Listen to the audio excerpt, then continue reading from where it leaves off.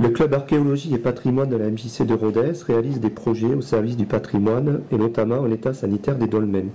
Dans ce cadre, nous avons proposé une visite des dolmens de Puechcan, commune de Sébazac, pendant les journées du patrimoine 2011. Cette visite s'est appuyée sur les recherches de Louis Balsan et Jean Maury, sur l'inventaire de Nathalie Lecomte, ainsi que celui réalisé par Jacques Lourdoux, publié dans les cahiers d'archéologie aveyronnais. Nous tenons à remercier les propriétaires des terrains qui nous ont exceptionnellement accueillis. Donc là, il a fouillé en 1942, l'autre côté, donc 2,10 m et 2,80 m, donc c'est bien cette pierre-là et cette pierre-là.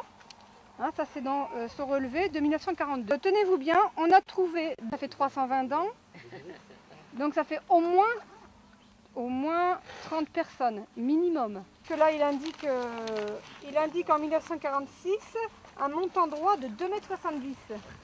Alors le montant droit c'est celui-là. Alors 2,70 m peut-être oui, voilà, de la pointe de votre bâton jusqu'à là.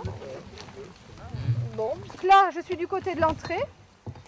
Là, le bout là c'est fermé en principe, hein, c'est le chevet. On voit un reste de tumulus, c'est-à-dire que là il y a plus de terre. Le numéro 4, vous voyez qu'il est en deux parties. Il faisait 48 mètres de long, c'était un des plus grands de l'Aveyron, qui a été détruit au moment du remembrement. Vous savez, il y a eu le remembrement agricole qui a commencé dans les années 70. Alors là on ne faisait pas trop attention aux dolmens, on passait avec les engins. Et puis on détruisait tout ça. Les 7 dolmens de Puechcan sont dans un piteux état. Ils sont pourtant représentatifs de l'état des dolmens du Coscomtal.